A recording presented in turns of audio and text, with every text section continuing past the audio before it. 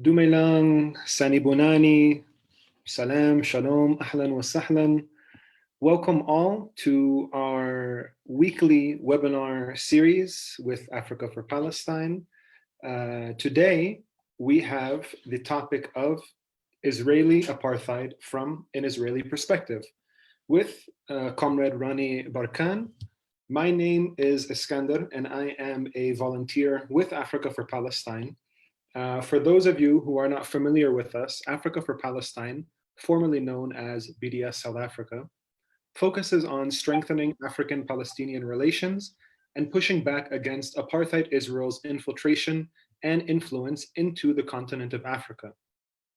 We work with solidarity groups, trade unions, political formations, and human rights organizations across the African continent who have our same spirit of progressive internationalism and commitment to standing with other oppressed peoples of the world. So today, our topic again for our guests is Israeli apartheid from an Israeli perspective. Our guest who we have today, who we're very privileged to have, is Ronnie Barkan, who is a longtime Jewish Israeli activist and math teacher and co-founder of the organization Boycott From Within. Boycott From Within is an association of Jewish and Arab Israelis who support the Boycott, Divestment and Sanctions, BDS movement, which was founded in 2008. So we'd like to welcome Ronnie. How are you, Ronnie? Hi, Iskander. Thank you very much. I'm doing good. We heard that just yesterday you guys received a very favorable verdict from your long-running trial with the German state, in which you and a few other comrades had disrupted an Israeli MP last year during it was a talk at a university. The disruption was 3 years ago. The trial started last year and ended yesterday with a verdict. With a verdict that we can regard as a victory.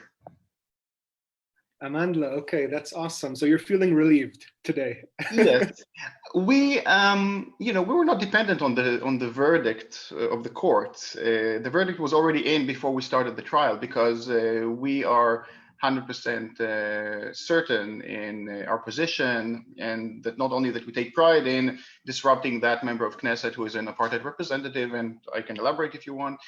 She has there's a long list of crimes, etc., that we were opposing.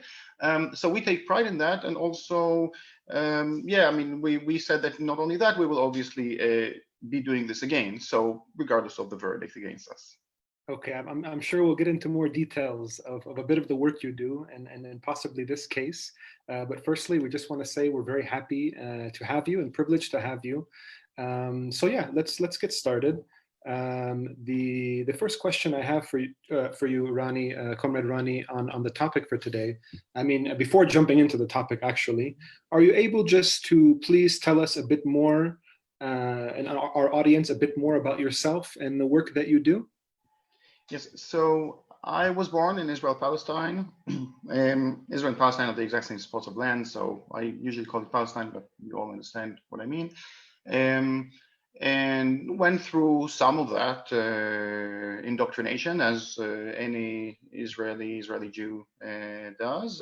But I was lucky to actually come out of that type of indoctrination quite easily compared to other people who may have struggled more with that notion of trying to be a humanist and a Zionist at the same time, which doesn't work that well. And the moment that I had this realization, obviously, that I understood that first and foremost I'm a human being, and later on maybe an Israeli or other identities, then the rest became very easy. And obviously since then I've been active in the Palestinian struggle, both in demonstrations across the West Bank and other places, and obviously also with the Bds Campaign, the Boycott, Divestment and Sanctions campaign against Israel, which I see as a no-brainer, really. It is anyone who, I don't think that it is much of a dilemma for people in South Africa today to understand that the struggle against apartheid there was just and it was needed. And I don't think that in the near future, people will be thinking that the BDS campaign and the struggle against apartheid in Israel is is any much of an issue. It is the only issue is that system of oppression exists, and we have to abolish it. Yes. So I've been, professionally, I've been teaching maths. I've been doing computer work in IT, but my first and foremost unpaid profession is the struggle. Using my privilege as an Israeli Jew to speak up about the struggle for freedom, equality, and justice in Palestine. Well, thanks for sharing that, Comrade Ronnie. It's very helpful to understand a bit more about yourself. So, yeah, I mean, in terms of our topic for today, Israeli apartheid from an Israeli perspective, you have done a lot of work in and around normalizing the label of Israel as an apartheid state. Are you able to tell us a bit more about why you do that and how you came to promote that? Yes, I think that the audience is probably familiar with the whole discussion about Israel being an occupying power. Usually you hear about 50 years of occupation and so on. And I think that discourse, pretty much any article that you may have read on Haaretz newspaper, pretty much the whole, what I regard as the whole liberal Zionist propaganda machine, which is Haaretz newspaper, I see it as first and foremost Israel's leading tool of propaganda.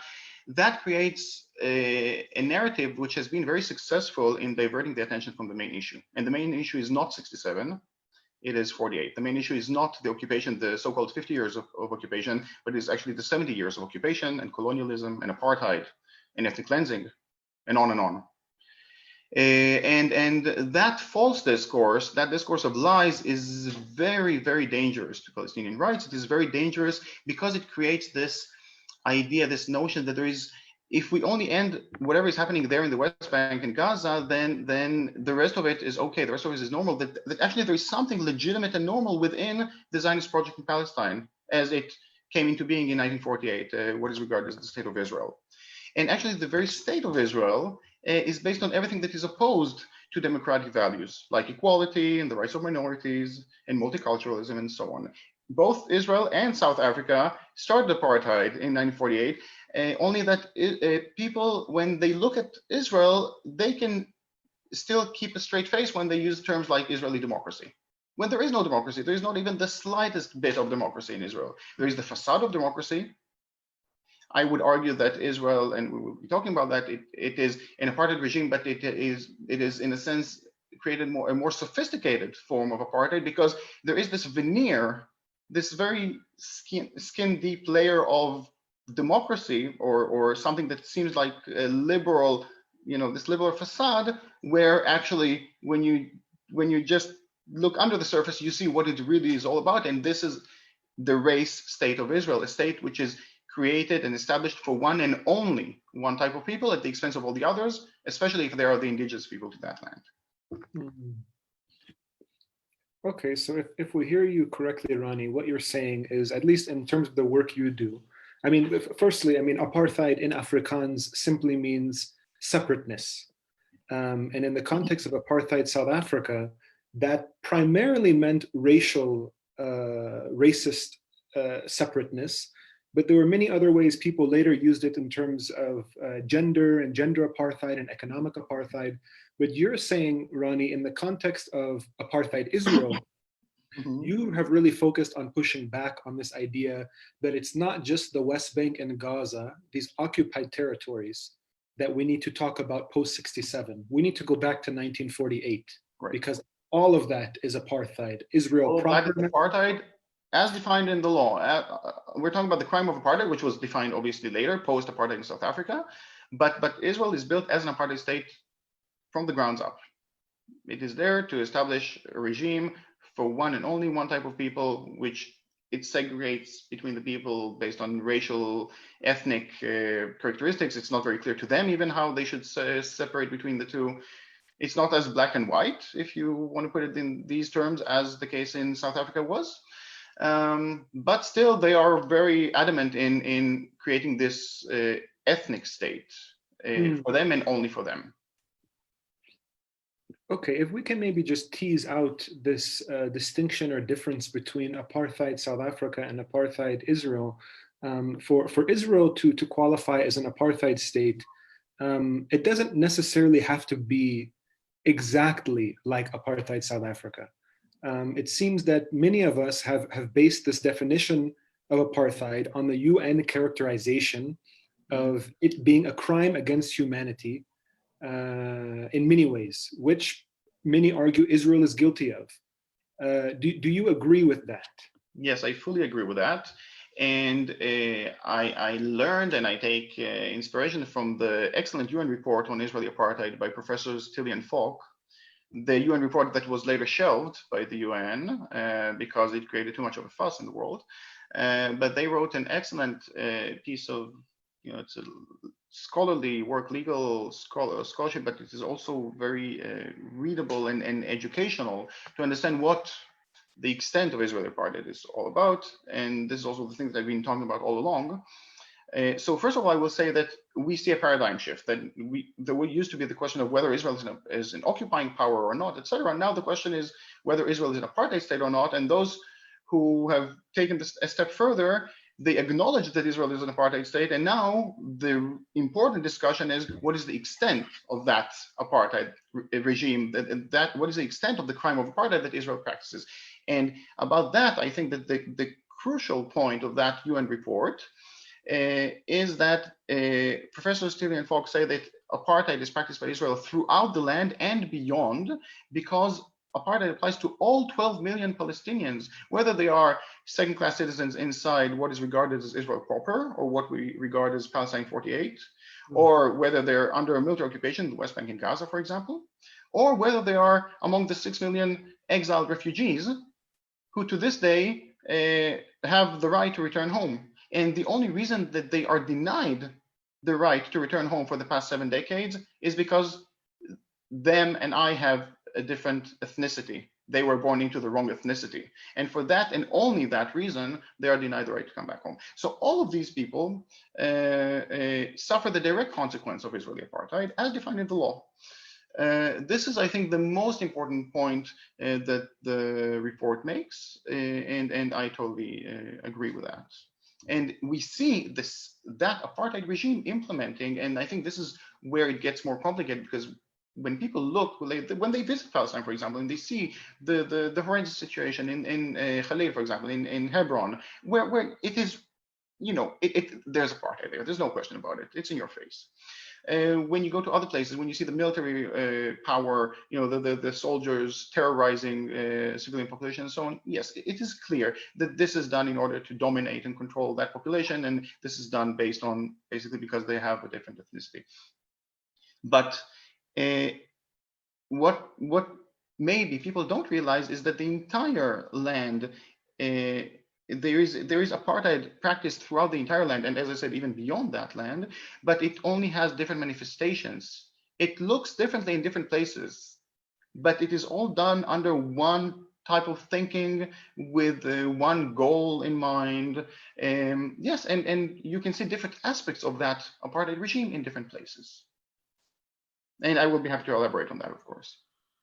Yeah, I mean, I want to kind of go off a bit off of my script. Can you maybe just share a few examples of what you mean?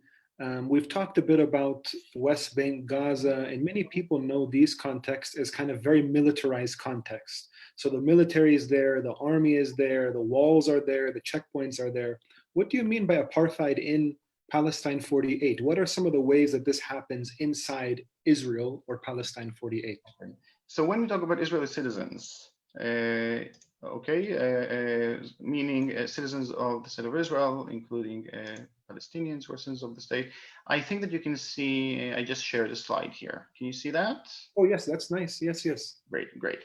So that has too much information. I only wanted the quote at the bottom for this purpose.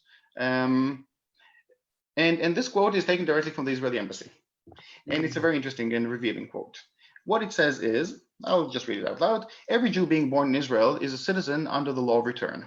For that matter, an Israeli Arab, meaning a Palestinian who is a citizen of Israel, an Israeli Arab born in Israel is a citizen by virtue of birth. Mm. And that is a response that a colleague got from the Israeli embassy, an official response. What that says, and they're even not ashamed to say it, is that actually there are two laws that are in effect depending on what is the ethnicity of that person, or whether that for a newborn, for a newborn child, they may get citizenship by two different means. One is by under the law of return, and that is if they are children to Jewish Israeli parents. Even though they haven't returned anywhere, they may have been born in Israel, they will get their citizenship from that, under that law. Those who are born to non-Jewish Israeli parents, meaning Palestinians, for example, who are citizens of the state, they will get citizenship, but under a different set of laws. So this is a very good example, I think, that from the get-go, from the very first day, the citizenship is afforded to people based on different laws, and this has many, many implications. For example, the two things that are mentioned here, okay, doesn't matter right now. There are two citizenship laws, and I elaborate on that. We don't have to go into all the details. Now, let me jump to another slide quickly, and I will use that to explain what I mean. Just one second. Here we go. Okay. On the left is my identity card. Usually I am less pixelized. And this is a very old identity card, and I keep it on purpose. I refuse to have it renewed. Why? Because in the new identity cards, they have removed that, but it still exists in the computers. And this is the most important aspect, the most important item of data that they keep about the citizens of the state of Israel. And that says that on my identity card, which is on the left, it says that my nationality is Jewish. This is what it says. Mm. Okay.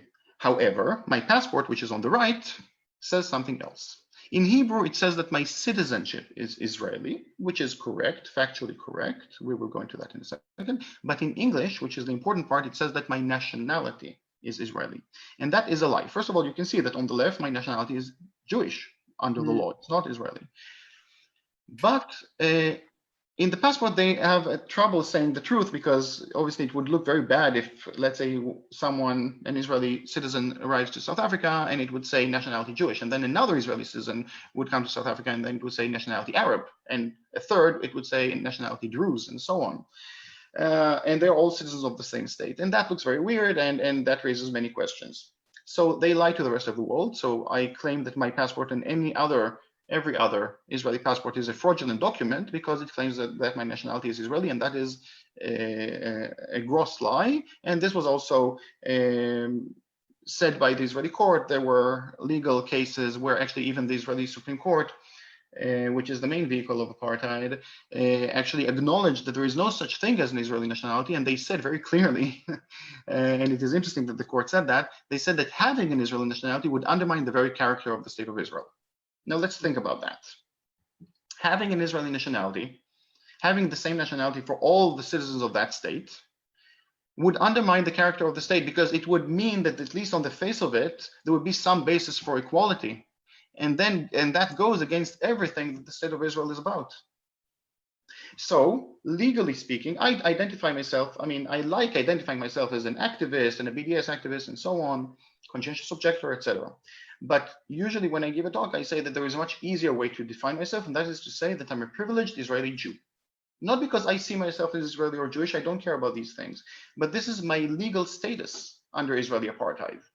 I have an Israeli citizenship, but a Jewish nationality. I do not have an Israeli nationality because there is no such thing. My fellow citizens in that state, they would also have an Israeli citizenship, but another nationality like Arab or Druze or Circassian.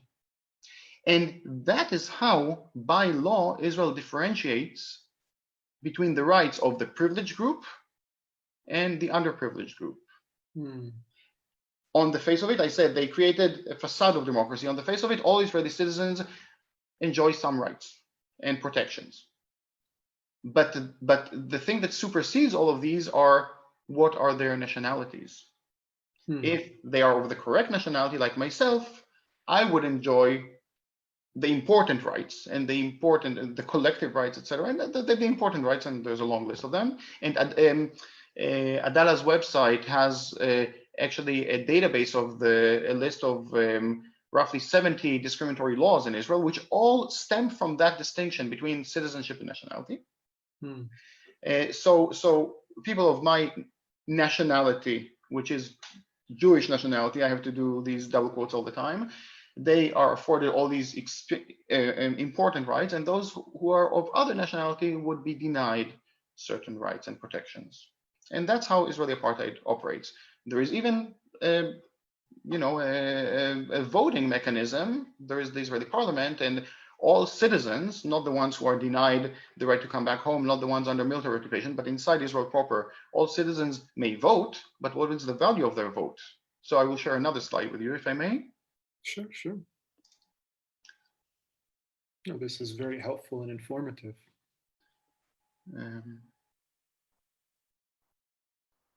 I think that's the one. Let's try. Yes. This is, okay, the first part is from Basic Law, the Knesset, Article 7a. And the second part, the lower part, is a direct quote from that UN report that I mentioned before, UN ESCO report. And the law, Basic Law, the Knesset, basically the law that coordinates the whole issue of voting and participation in voting, says that we don't have to read it, the whole thing, but basically a party cannot even run for elections if it denies Israel as a Jewish and democratic state. That is a euphemism for an ethnic supremacist state. Now, the amendment to the law says that not only that party platform cannot deny, or it will be basically the party will be barred from running for elections if it denies Israel as a Jewish and democratic state, but also any person running for elections, if they express themselves, even on social media, for example, denying Israel as a Jewish and democratic state, they may be barred from running for elections. And about that specific law, that UN report says, and let's read that, voting rights lose their significance in terms of equal rights when a racial group is legally banned from challenging laws that perpetuate inequality. An analogy would be a system in which slaves have the right to vote, but not against slavery. And I think this is a very good analogy, basically saying that you may not run for elections if you deny the ethnic supremacist character of the state. What it says in practice is that by law, people may participate in the so-called democratic elections, but by law, they cannot democratize that place. So it's saying basically, okay, you're a Palestinian Israeli citizen. You can be Palestinian, but don't say that you're Palestinian publicly. Well, you cannot, you have to accept to be subjugated if you want to participate in the Israeli parliament. Now, it doesn't mean that every parliamentarian there is happily subjugated citizen. But I think that we have to understand what is the role of that parliament. That parliament, as I said, if this is an apartheid state by design, that parliament is there to maintain that apartheid regime. And the only way to deal with that parliament is to abolish that parliament, to abolish that system. Now, participating in that comes under very heavy restrictions. And first and foremost, it is that restriction that you may participate, but you may not challenge that ethnic supremacist character of the state. If you accept that, then you may participate. So some parliamentarians do challenge it verbally and so on, and not everyone is barred from running for elections. They're sometimes threatened that they will be barred, and there is this, usually every elections there is some issue that you may hear about in the media, that this or that party or this or that member of Knesset is challenged whether they are allowed or not to run for elections, and under such laws they are, their candidacy is questioned. But as long as only 2 or 3 or 4 challenge that notion of so-called Jewish and democratic state, it doesn't really matter. The moment that there will be the masses, let's say a significant critical mass of people challenging that, that's unacceptable. And the regime can easily just say, we don't accept that. You cannot participate in our democracy. Sure. And when we talk about that euphemism called Jewish and democratic state, Israel is certainly not democratic. There's not an iota of democracy there. It's Mm-hmm. built from the ground up as an apartheid state, and I will give you more examples. And it's also not a Jewish state. It is as devoid of Jewish identity and Jewish values as possible. Yes. But but using the term Jewish and democratic is, again, it gives it some sort of credibility, and we have to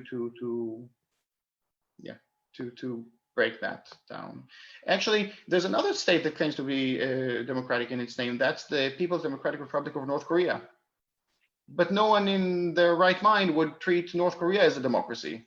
And yet most people would still treat the so-called Jewish and democratic state of Israel as a democracy, but they are just as democratic, or just as undemocratic, let's put it this way.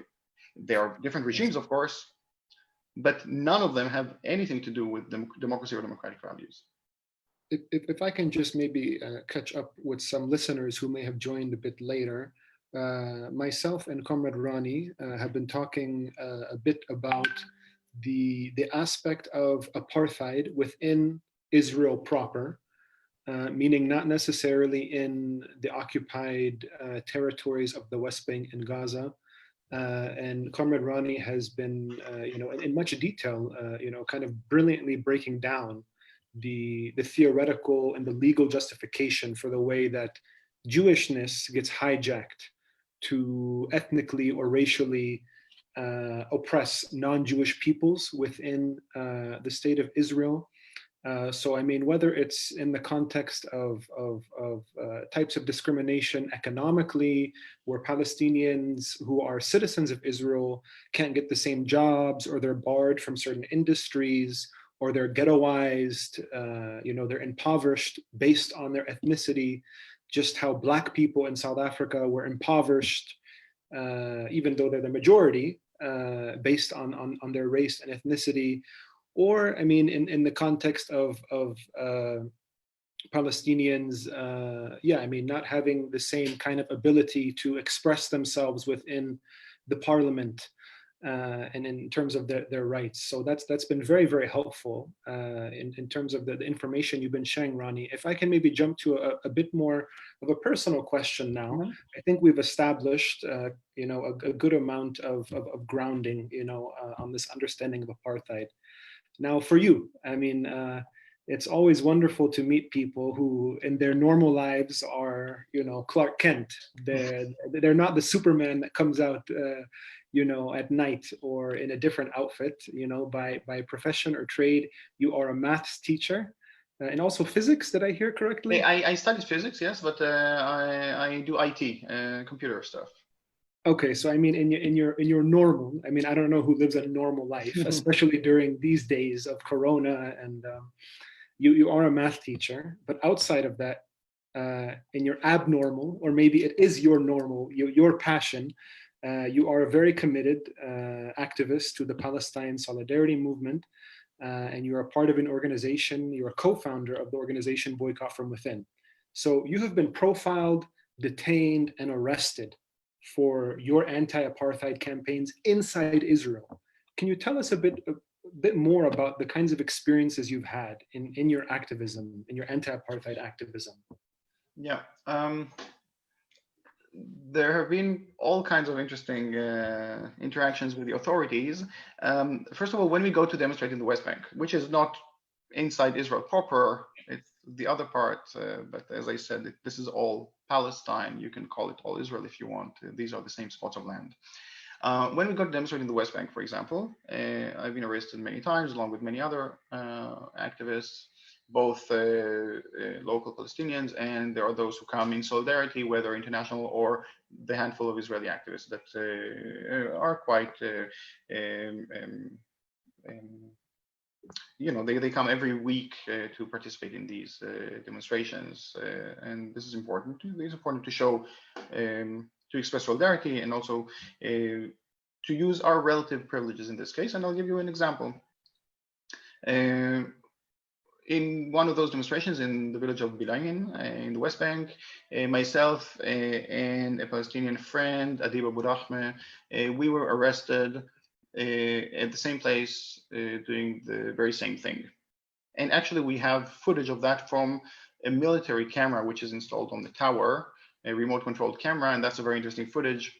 I may share it with you later. This was used in the trial against us. Anyway, we were both arrested in the same setting, doing the same thing at the same time. While I spent 2 nights in jail, Adib spent 1.5 years in jail for doing the exact same thing. So this is, as I said before, there's a clear case of apartheid when we talk about the West Bank. Different laws apply. Literally, different laws apply. I mean, I went to, after several hours of being detained, I was transferred to no, it doesn't matter. After a few hours of detention, I saw a civilian judge in a civilian court. And after 2 days, I was at home. Adib saw a military judge in a military court where the only civilian is the defendant and their lawyer. And under military rules, which are very strict, actually any person going to demonstrate, any person holding a loudspeaker may be arrested just for that. That is regarded as incitement. So obviously this situation is very, very different. And then there's also demonstrations inside 48, or what is called as Israel proper. Usually the authorities are more reluctant to arrest us there, but obviously they do that once in a while. There's either in situations like when we demonstrate in front of certain war criminals, and we demonstrate in front of their houses. There's an incident where I was holding, with a few other friends, we were holding BDS signs in the center of Tel Aviv, and in that case, we're not arrested, but we were sort of beaten and attacked by this mob, which was supposedly a leftist mob.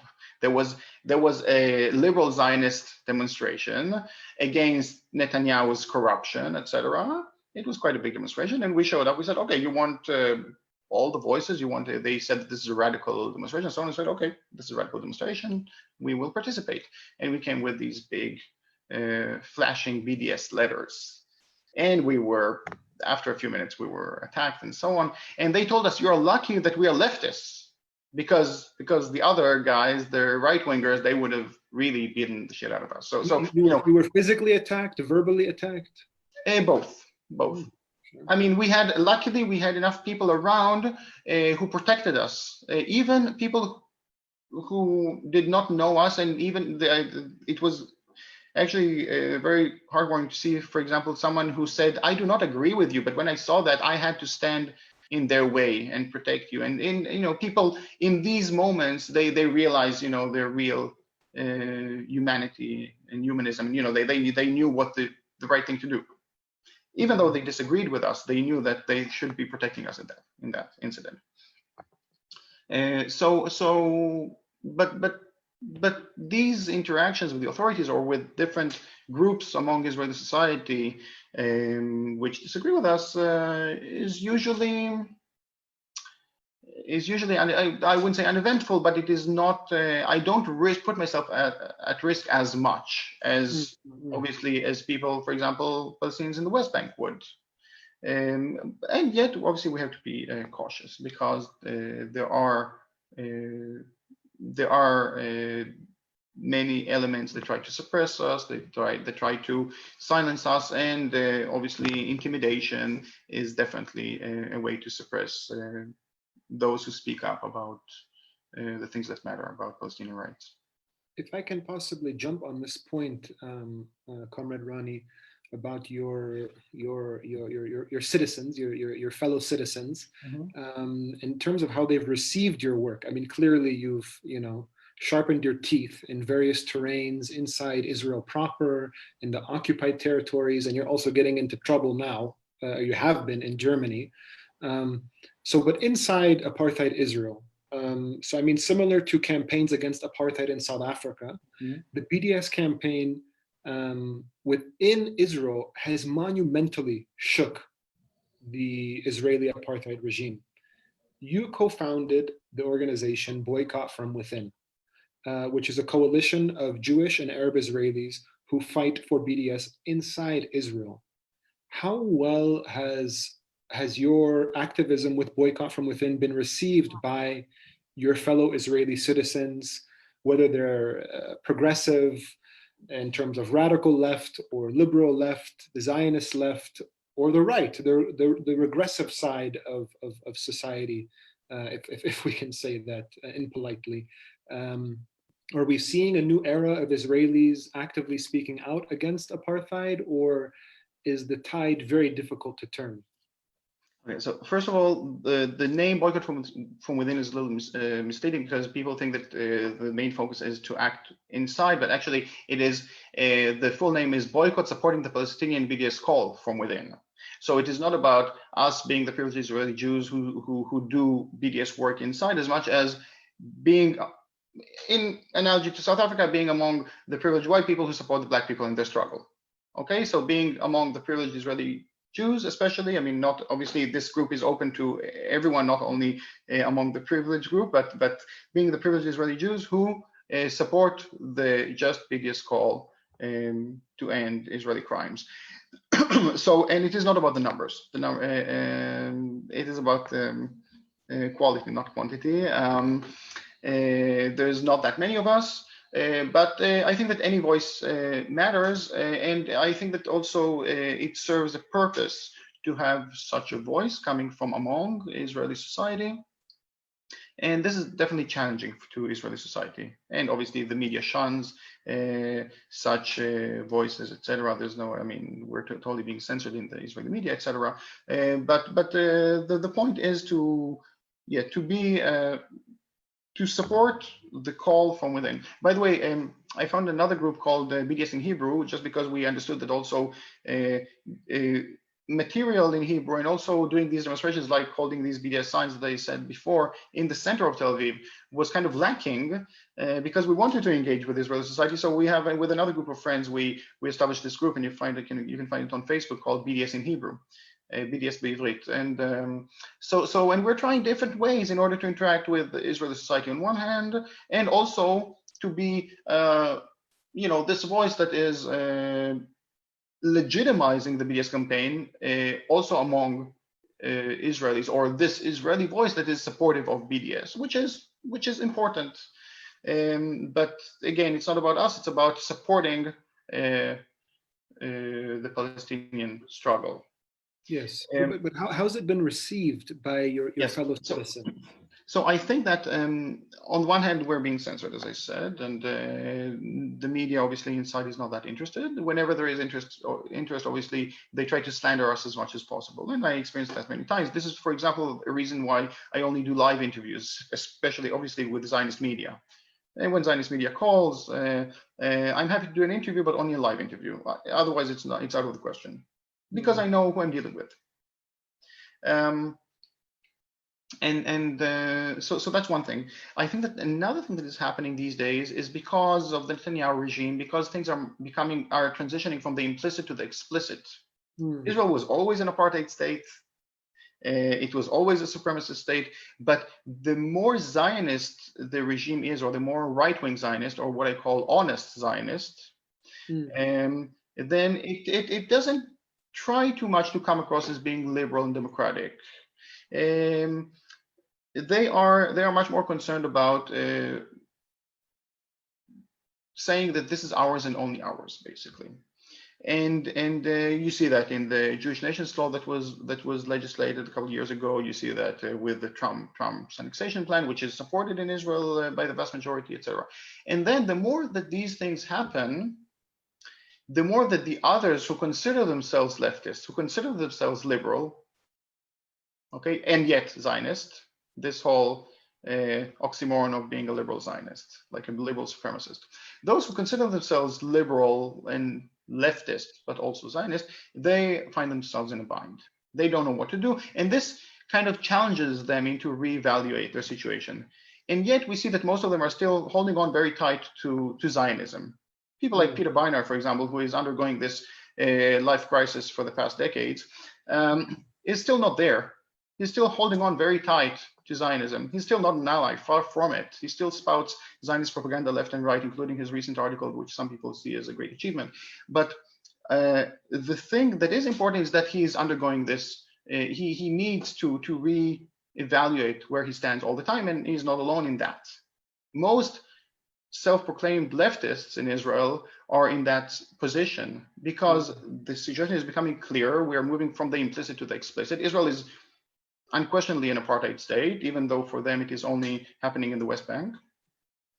And then they say things like, we are reaching an apartheid cliff.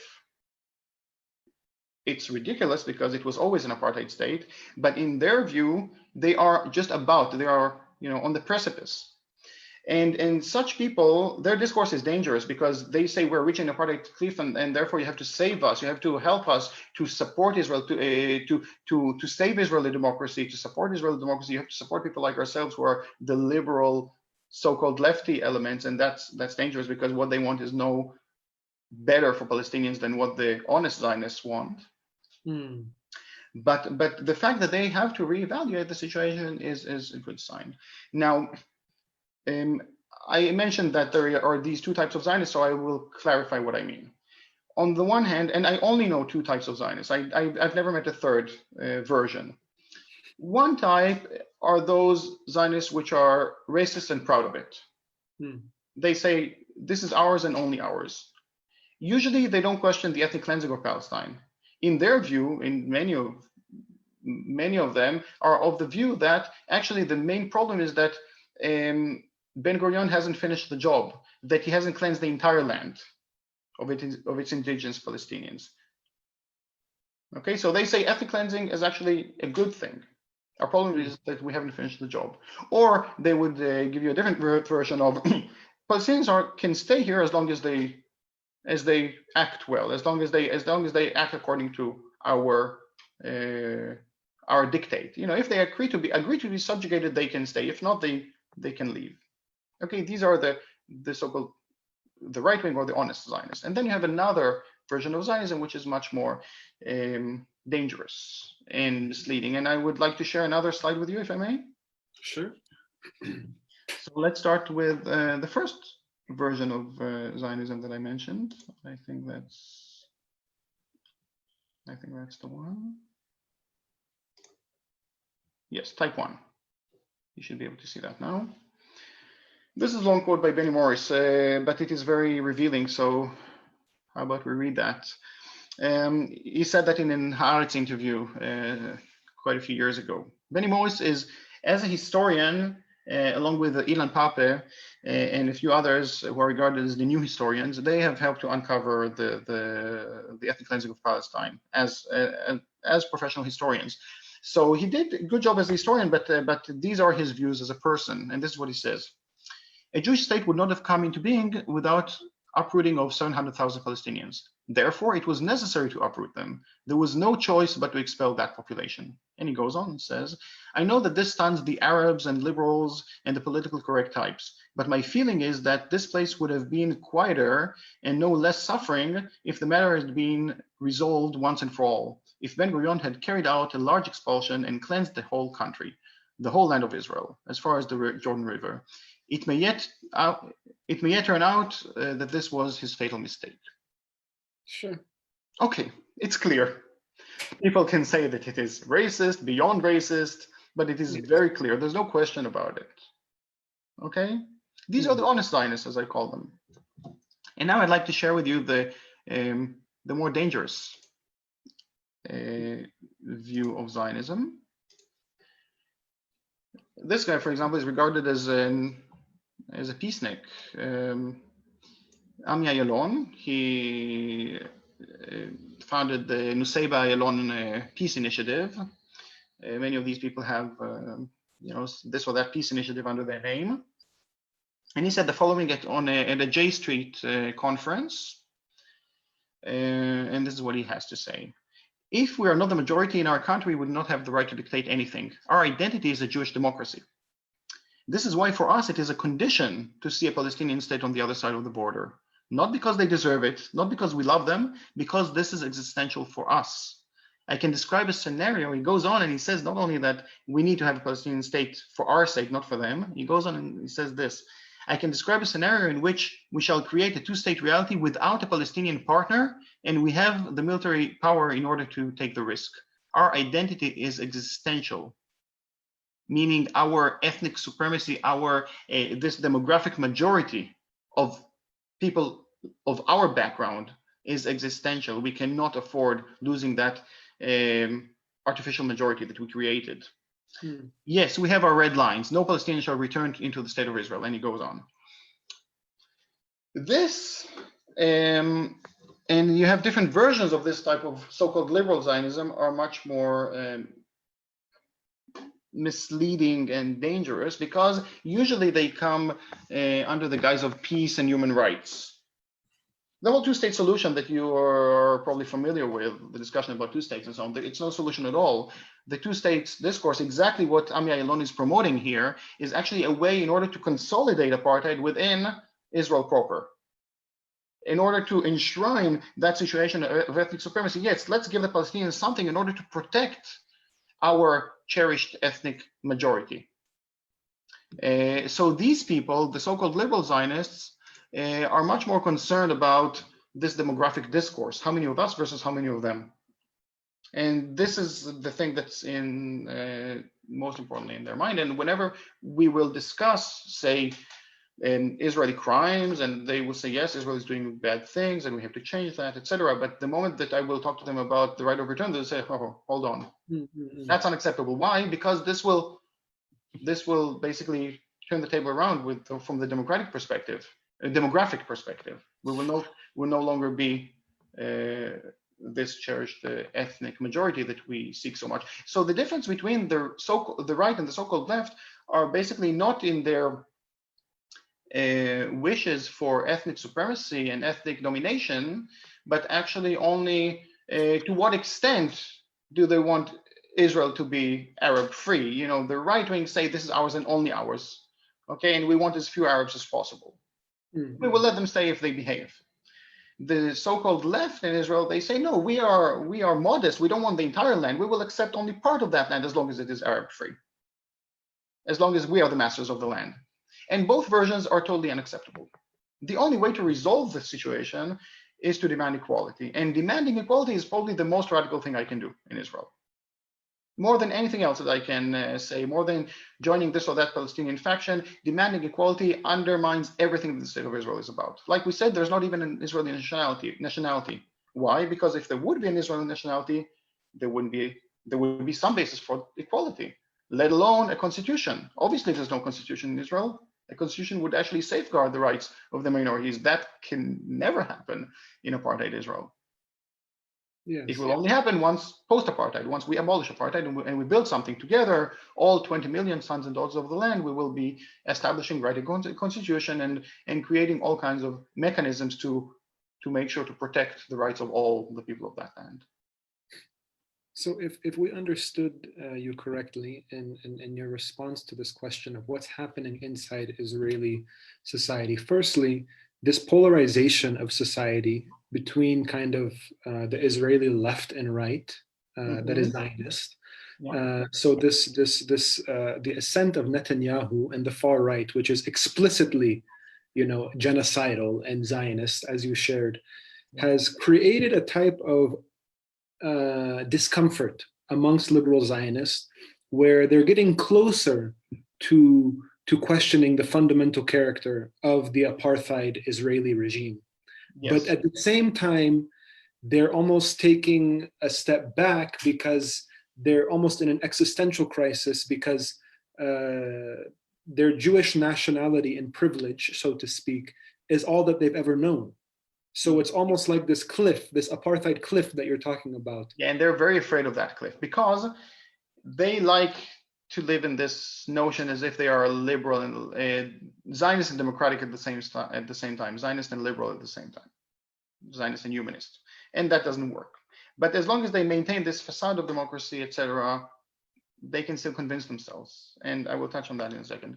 The moment that Israel transitions into the more explicit form of apartheid, they're losing ground. Those liberals, so-called liberals, they're losing ground. Their whole notion of being these liberal Zionists, it disintegrates in front of their eyes, and that's very scary for them. Now, why is liberal Zionism so dangerous? Because actually the only existing narratives are the Zionist narrative and the Palestinian narrative, and they're very clear. the Zionist narrative that says this is a land for one and only one people, this is an ethnic supremacist land, etc. And the Palestinian narrative, which are the indigenous people to the land, and they have their rights and they demand their rights. And in the middle, another form of narrative kind of cropped up, which acts as a buffer, as a psychological buffer for people to block people from transitioning from Zionism into humanism. And that psychological buffer is the entirety of the liberal Zionist discourse. As I said, every article that you may have read on Haaretz newspaper is that. Anytime that they use terms like Israel and Palestine, meaning two different entities, that is a lie. That is an act of Zionist propaganda. Israel and Palestine are the exact same spot of land. One was built at the expense of the other, on top of the other, and the expense of its indigenous people. Anytime that they use the term Israeli democracy, anytime that they refer to Israel as a Jewish state, anytime that they use the term Israeli left, anytime, I mean, I can go on and on giving you all these examples when they talk about 50 years of occupation. No, there's no 50 years of occupation. Even technically speaking, they are so dishonest that even technically speaking, there was only 1 year between 1966 to 1967 when there was no military rule on that land since the foundation of the State of Israel. Because those who were Palestinian citizens of Israel, those inside 48 were under military rule until 66, then that ended, and the next year, the occupation transitioned to the West Bank and Gaza. But for them, it is inconvenient to regard the entirety of the military occupation over Palestinians. It is much more convenient for them to speak about the situation there, which is very bad. But here, they paint a wonderful rosy picture of Israeli democracy. That is an absolute lie. I totally negate any use of terms like Israel democracy or saying Israel and Palestine referring to two different entities where in fact they are one and the same. Also, when we talk about the numbers, maybe that's another important issue. If I don't know how much time we have, but I will share with you another slide quickly. You need to wrap up soon. Okay, so, okay, the audience can screenshot that quickly. I created this table exactly in order to counter the liberal Zionist propaganda, that to counter some article in 972 magazine. But basically, these are the numbers as far as I know them about the sons and daughters of the land. At the top, you have the privileged group, those who have an Israeli citizenship and Jewish nationality, as we mentioned before, as I gave the example before. And there's roughly 7 million of us. Okay, and then you have another 2/3 of the population. Okay, so 7 million are the privileged. And then there's another roughly 12 million Palestinians who are in different types of, under different types of control, subjugation, domination, etc. So those who are second-class citizens, those who are not citizens but residents of East Jerusalem, and their situation is very precarious. Those who are under military occupation, harsh military occupation in the West Bank and Gaza, and the 6 million who are refugees to this day and deny the right to come back home. All of these, all roughly 20 million people should be taken into account whenever we talk about Israel-Palestine. If we look at any subgroup of that, and we say that this is the entire story, then this is actually in one way or another an act of propaganda. I will accept a discourse that deals with all these 20 million people. If we look at less than that, then I will first and foremost question, where are the rest? Why didn't you mention the rest? What are you trying to hide here?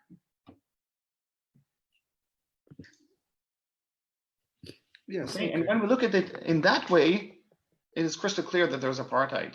There's no question about it. Only that apartheid has different manifestations depending, or different aspects depending on where you look.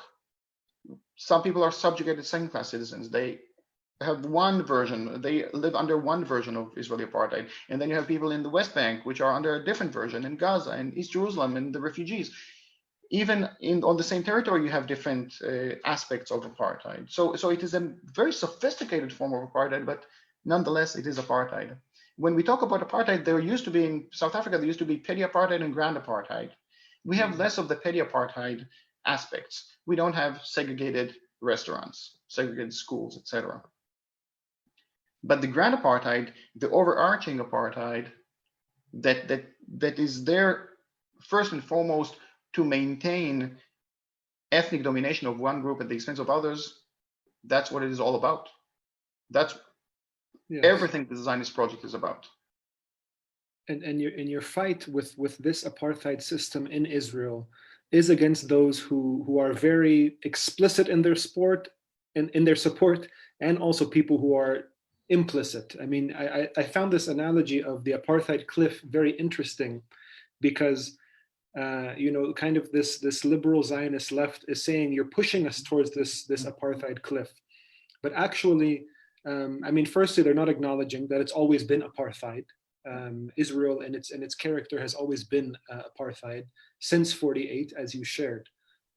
But it seems like it's more of a Zionist cliff.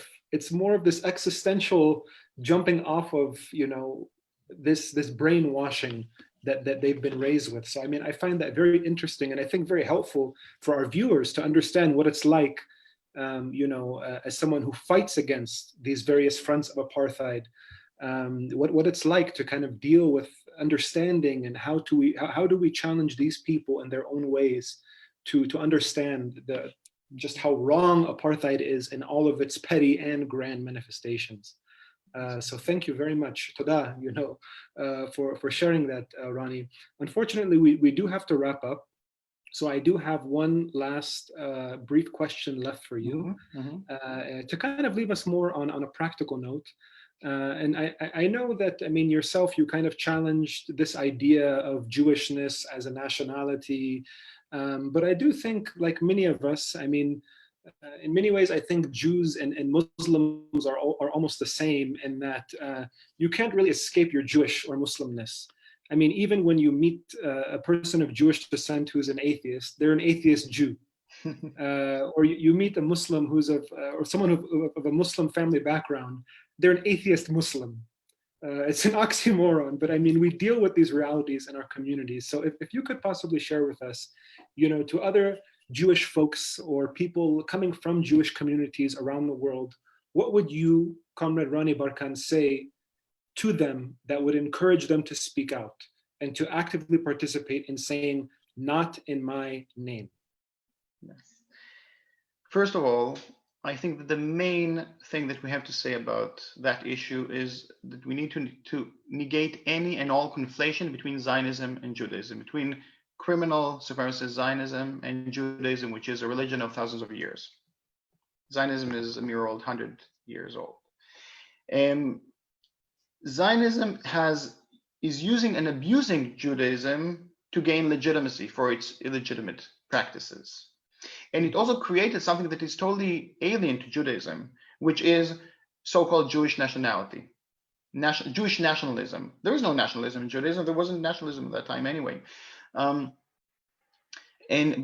creating this, what they call Jewish nationalism, is not based on religion. Actually, the early Zionists were very much opposed to Jewish religion. And it's all in their writings and everything, and we don't have time because we can have another webinar just about that. But other than basically the early Zionists being very much opposed to Jewish religion, the notion of Jewish nationalism is opposed to Jewish values. I'll give you one quick example.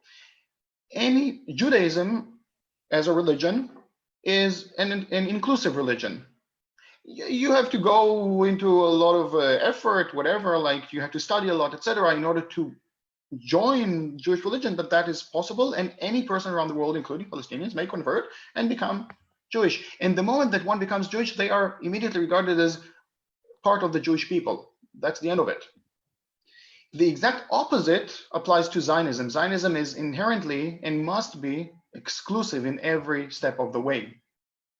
And by law, by the way, Palestinians may not convert into Judaism, especially, we don't have time to go into that. That's too much of a legalese discourse. But you can see how Judaism is inclusive in its nature, Zionism is exclusive in its nature. You can see how, first of all, it's very important to take that opportunity to mention that there is a century-long Jewish struggle against Zionism. Those Jews who are ultra-Orthodox Jews, who are not that available. I mean, you don't see them much in the media, unfortunately, and they speak a very, very clear anti-Zionist discourse. I am anti-Zionist because I'm a humanist. They are anti-Zionist because they are Jewish, because of their Judaism, and they see how Zionism is a threat, a direct threat to their Judaism.